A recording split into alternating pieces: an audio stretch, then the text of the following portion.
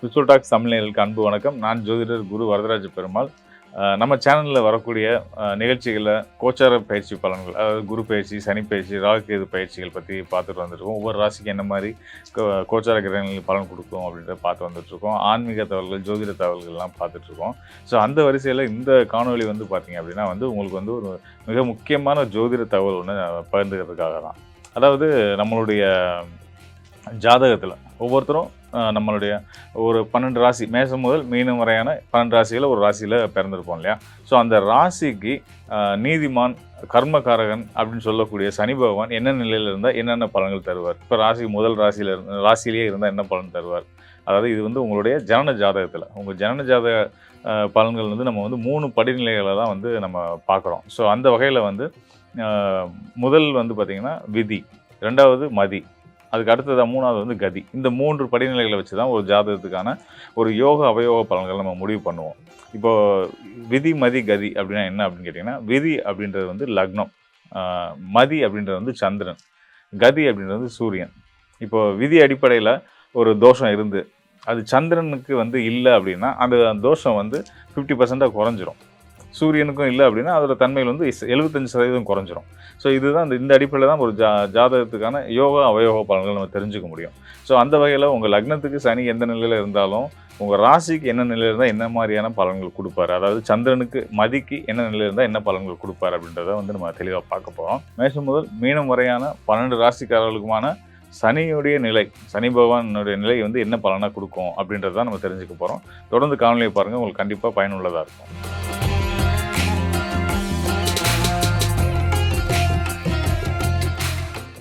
ரிஷப ராசிக்கு 7ஆம் வீட்டில் சனி இருக்கார் அப்படின்னா என்ன பலன் செய்வார் அப்படின்னு பார்த்தீங்க அப்படின்னா, ரிஷப ராசிக்கு 7ஆம் வீடாக வரக்கூடியது வந்து விருச்சிக ராசி, செவ்வாயோட வீடு. செவ்வாய், சனி இயற்கை பகை, ரெண்டுமே வந்து ஒன்றுக்கு ஒன்று ஆகாத கிரகங்கள். எப்போ பார்த்தாலும் சண்டை போடக்கூடிய ஆட்கள்னு வச்சுக்கோங்களேன். 2 பேரும் ஒரு இடத்துல சந்திக்கிறாங்க, கோச்சாரத்தில், நான் சொல்கிற கோச்சாரத்தில் சந்திக்கிறாங்க அப்படின்னாலே வந்து ஒரு ராசியில் சேர்றாங்க அப்படின்னாலே அது நம்மளுடைய பூமியில் எந்த டைரெக்ஷனில் குறிக்குதோ அந்த டைரெக்ஷனில் கண்டிப்பான முறையில் வந்து நில அதிர்வுகள், நிலநடுக்கம், இது மாதிரி இயற்கை பேரிடர்கள்லாம் ஏற்படுறதுக்கான வாய்ப்புகள்லாம் உண்டு. ஸோ அந்த அளவுக்கு வந்து சனி செவ்வாயோட சேர்க்கை வந்து ஒரு பயங்கரமான ஒரு அமைப்பு அது. ஸோ அந்த நிலையில் செவ்வாயோட வீட்டில் சனி போய் அமர்றாரு, தன்னோட பகை வீட்டில் அமர்றாரு அப்படின்னும் போது என்ன பலன் கொடுப்பாரு சிவராசிக்காரர்களுக்கு அப்படின்னா, நல்ல பலன்கள், அதாவது ஒரு விஷயத்தில் நல்ல பலன் செய்வார். என்னென்னா வெளிநாட்டு யோகத்தை கொடுப்பார், வெளிநாட்டு பயணத்தை கொடுப்பார். அது போக வெளிநாட்டு பயணம் நடந்துருச்சு அப்படின்னா வாழ்க்கை சிறப்பாக இருக்குதுன்றதை நம்ம எடுத்துக்கலாம்.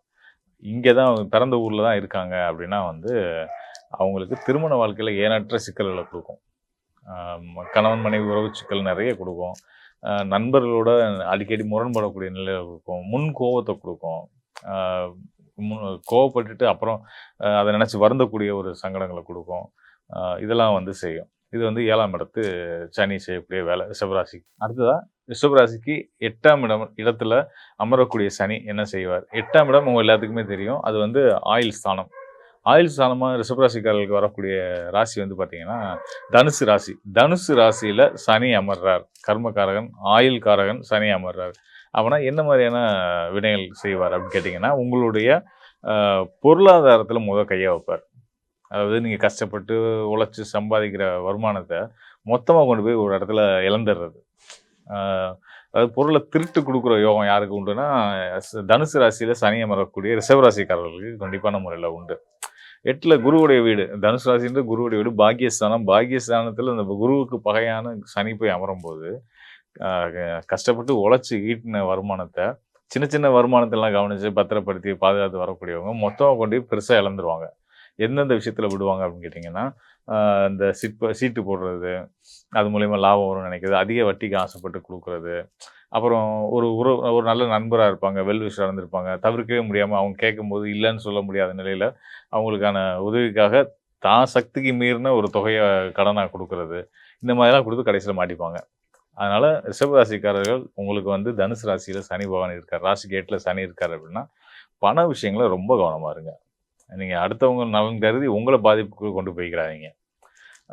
ஆமாம். அதுக்கு அடுத்ததாக வந்து பார்த்திங்கன்னா ராசிக்கு 9ஆம் இடம். 9ஆம் இடம் சொல்லக்கூடியது வந்து பார்த்திங்கன்னா மகர ராசி. ராசிக்கு பாக்கியஸ்தானம். அதனால பாக்கியஸ்தானத்தில் பாக்கியாதிபதி தன்னோட சொந்த வீடு, மகர ராசி சனியுடைய சொந்த வீடு.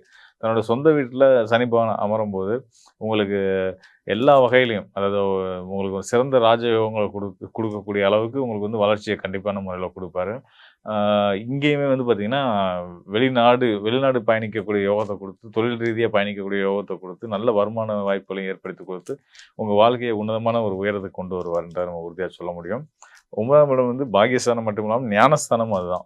ஞானஸ்தானத்தில கர்மகாரகன் தொடர்பு அப்படின்றது வந்து பார்த்தீங்கன்னா, ஆ பிறவி காரண காரியங்கள வந்து தேடக்கூடிய ஒரு எண்ணத்த குடுத்துருவாரு. ஆ இது எதனால இந்த பிறப்பு நடக்குது? எதுக்காக நம்ம இந்த வேலையெல்லாம் செய்றோம்? எதுக்காக இவர்களெல்லாம் நம்ம சந்திக்கிறோம்? இப்படின்ற ஒரு அ ஒரு மெய்யியல் சார்ந்த ஒரு தேடல வந்து இந்த ரிஷபராசிக்கு 9ஆம் வரக்கூடிய மகர ராசியில இருக்கக்கூடிய சனி பகவான் வந்து இந்த சிந்தனைகள்லாம் குடுத்துருவாரு.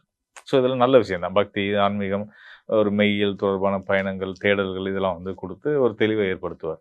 இதுக்கு அடுத்ததா ராசிக்கு 10ஆம் இடம் சொல்லக்கூடிய கும்ப ராசி. கும்ப ராசி வந்து பார்த்தீங்கன்னா, சனி பகவானுடைய அ சொந்த வீடு, ஆட்சி வீடு.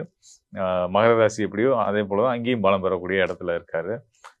10ஆம் இடத்துல சனி அமர்ந்துட்டாலே வந்து பார்த்தீங்கன்னா, கடின உழைப்பாளிகள் நம்ம இயற்கையாவே வந்து ரிஷபராசிக்காரர்கள கடின உழைப்பாளிகள்னு தான் நம்ம அடையாளப்படுத்துவோம்.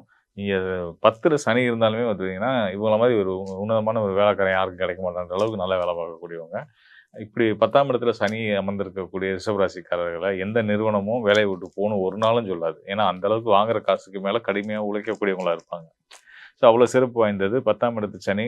உழைப்பு மட்டும் இல்லாம, அ நல்ல தர்ம, புண்ணிய காரியங்கள்லாம் செஞ்சு, அதன் மூலியமா பேர் புகழ் அடையக்கூடிய யோகத்தையும் வந்து 10ஆம் இடத்து சனி குடுப்பார். அதுக்கு அடுத்ததா வந்து பார்த்தீங்கன்னா, 11ஆம் இடம். ராசிக்கு 11 இடமா வரக்கூடியது வந்து பார்த்தீங்கன்னா, மீன ராசி. மீண்டும் குருவுடைய ராசி. தனுசு ராசி எப்படியோ, அதே போல 11ஆம் இடம் லாபஸ்தானத்தில இருக்கிற இடத்துல சனி இருக்கும்போது, இங்கேயும் வந்து லாபத்த எதிர்பார்த்து விரயத்த செய்யக்கூடிய நிலைய குடுத்துருவாரு. இன்னொரு விஷயம் என்னன்னா, மீன ராசின்றது ஒரு நீர் ராசி. மகர ராசின்றது நீர் ராசி. நீர் ராசி பாக்கியஸ்தான அடிப்படையில் ராசிக்கு பாக்கியஸ்தானம், ரிஷபராசிக்கு பாக்கியஸ்தானம்ன்ற அடிப்படையில மகர ராசிக்கு அதிபதியா வரக்கூடிய சனி பகவான், 9ஆம் இடத்துக்கு அதிபதியா வரக்கூடிய சனி பகவான், 11ஆம் இடமான மீன ராசியில அமரும்போது வந்து, உங்களுக்கு கண்டிப்பான முறையில வந்து வெளிநாட்டு தொடர்புடைய பணிகள், வெளிநாட்டுக்கே போற மாதிரியான யோகங்கள்லாம் ஏற்படுத்தி, உங்க வாழ்க்கைய செழுமைப்படுத்துவார் அப்படின்றத உறுதியா சொல்ல முடியும். அதுக்கு அடுத்ததா ராசிக்கு 12ஆம் இடம். ரிஷப ராசிக்கு 12ஆம் இடம் மேசராசி. மேசராசி செவ்வாயோட வீடு. சனிக்கு இயற்கை பகை செவ்வாய். 12ஆம் இடம் பொதுவாவே அசுப கிரகங்களுக்கு ஆகாது. சனி பகவான் 12ஆம் இடத்துல இருக்காருன்னா, வீண் விரை செலவுல குடுப்பாரு. நண்பர்களால தவறான பாதைக்கு இட்டுச் செல்லக்கூடிய விஷயங்கள செய்வாரு. அதனால உங்க பண விஷயங்கள், உங்களோட ஆரோக்கியம் சார்ந்த விஷயங்கள்ல நீங்க வந்து ரொம்ப கவனமா இருக்கணும். 12ஆம் இடத்துல ரிஷபராசிக்காரர்களுக்கு சனி பகவான் இருக்கும்போது, உங்களுடைய ஆரோக்கியத்துக்கு நீங்க ரொம்ப முக்கியத்துவம் குடுக்கணும். நேரத்துக்கு சாப்பிடணும், நேரத்துக்கு தூங்கணும். உங்க தூக்கம் கெடுது ரிஷபராசிக்காரர்களுக்குன்னா சுதாரிச்சுக்கங்க. உங்க வாழ்க்கையில அடுத்தது நீங்க பெரிய சிக்கல்கள சந்திக்க போறீங்கன்றதுக்கு அர்த்தம். ஸோ அதனால வந்து இந்த 12ஆம் இடத்துல சனி இருக்கக்கூடிய ரிஷபராசிக்காரர்கள் கூடுதல் கவனத்தோட எப்பவுமே இருக்கணுன்றத நான் சொல்லிக்கிறேன். இதெல்லாம் வந்து இப்ப நான் சொன்னது வந்து உங்களுடைய நான் முன்னாடி சொன்ன மாரி விதி, மதி, கதி அடிப்படையில, மதி அடிப்படையில அது சந்திரன் அடிப்படையில சனி எங்கெங்க என்ன யோகத்த செய்வாரு, என்ன அவயோகங்கள செய்வாருன்றத பார்த்துருக்கோம். இத போக இத தாண்டி நமக்கு வந்து உங்களுடைய விதிப்படி, கதிப்படி அதாவது லக்னப்படி, சூரியன் படி, மதிப்படி 3யும் சேர்த்து உங்களுக்கான துல்லியமான பலன்கள் நீங்க தெரிஞ்சுக்கணும் அப்படின்னா, இந்த டிஸ்ப்ளேல இருக்க என்னுடைய எண்ணுக்கு தொடர்பு கொள்ளுங்க. கண்டிப்பான முறையில உங்களுக்கான ஒரு நல்ல தெளிவ ஏற்படுத்த முடியும்னு நான் நம்புறேன். மேலும் நம்ம வந்து இந்த காணொளிகள்ல வந்து பார்த்தீங்கன்னா, ஒவ்வொரு ராசிக்கும் சனி எந்த நிலையில இருந்தா என்ன பலன்கள் தருவார்? அதாவது உங்களுடைய ராசி இப்ப நீங்க வந்து ஒரு குறிப்பிட்ட நாள்ல பிறக்குறீங்க. அந்த நாள்ல சந்திரன் வந்து எந்த ராசியில இருக்கோ, 12 ராசிகள்ல எந்த ராசியில இருக்கோ, அது உங்களுடைய ராசி அப்படின்றத நம்ம சொல்றோம். ஸோ அந்த வகையில வந்து பார்த்தீங்கன்னா, அந்த ராசிக்கு ஸ்தான அடிப்படையில சனி எங்கெங்க இருக்காரு? ஏன்னா சனி வந்து பார்த்தீங்கன்னா, கர்மகாரகன் இல்லையா? கர்மகாரகன் அப்படின்னா வந்து என்ன அப்படின்னு நம்ம தெரிஞ்சுக்கணும். கர்மகாரகன் அப்படின்னா, நம்மளுடைய முன்வினை கர்ம வினைகளுக்கு ஏற்ப நமக்கான அ யோக, அவயோகங்கள வகுத்து குடுக்கக்கூடிய கிரகம் யார் அப்படின்னு கேட்டீங்கன்னா, நீதிமான்னு சொல்லக்கூடிய சனி பகவான் தான். அ இந்த சனி பகவான் தான் வந்து நமக்கான வாழ்க்கைக்கு நம்ம செய்த நல்வினை, தீவினைக்கு ஒப்ப நமக்கான நன்மைகளையும், தீமைகளையும் தரக்கூடியவரா இருக்காரு. தீமை தர்றதுனால அவர கெட்டவரா நம்ம நினைக்க வேணாம். அவர் நியாயவான் அப்படின்றதுனால நம்ம செய்யக்கூடிய நம்ம செய்த வினைகளுக்கு ஒப்ப நமக்கான பலன்கள குடுக்க போறாரு. ஸோ அந்த வகையில வந்து சனி உன்னதமான ஒரு கிரகம். ஒவ்வொரு ராசிக்காரர்களும் அ நம்மளுடைய ராசி அடிப்படையில சனி எங்கே இருக்காரு அப்படின்றத பொறுத்து அதற்கான பலன்கள் நம்ம சொல்லியிருந்தோம். இதை விட இன்னும் வந்து மேற்படி இன்னும் நுட்பமாக நீங்கள் சனியோட நிலை, அது சனி மட்டும் இல்லாமல் உங்களுடைய ஜனன ஜாதக அடிப்படை நிலைகளை பற்றி, அதாவது நம்ம முன்னாடி சொல்லியிருந்தோம் இல்லையா, விதி, மதி, கதி. அதாவது விதின்றது லக்னம், மதின்றது சந்திரன், கதின்றது சூரியன். இந்த 3 நிலைகளின் அடிப்படையிலுமே வந்து இப்போ நம்ம பார்த்தது மதின்ற சந்திரன் அடிப்படையில் பார்த்துருக்கோம் காணொளிகளில். இந்த 3 நிலைகள்லையும் விதி, மதி, கதி 3 நிலைகளின் அடிப்படையிலையும் உங்களுக்கு வந்து சனி என்ன ரோல் பண்ணுறாரு, உங்களோட வாழ்க்கையில் அவர் என்ன மாதிரியான கர்ம வினைகளை உங்களுக்கான நற்பலன்களை தரப்போகிறார் அப்படின்றத நம்ம பார்க்கணும். அப்படின்னா நிச்சயமாக வந்து உங்களுக்கான உதவ நான் தயாராக இருக்கிறேன். உங்கள் ஜனன ஜாதத்தோடு எனக்கு தொடர்பு கொள்ளுங்கள். கண்டிப்பான முறையில் உங்களுக்கு ஒரு தெளிவை ஏற்படுத்தக்கூடியது என்னுடைய பொறுப்பை நான் எடுத்து சிறப்பான முறையில் உங்களுக்கான நல்ல பலனை, சரியான பலனை உங்களுக்கு நான் எடுத்து சொல்கிறேன். மீண்டும் ஒரு நல்ல நிகழ்ச்சியை சந்திப்போம். நன்றி, வணக்கம் நண்பர்களே.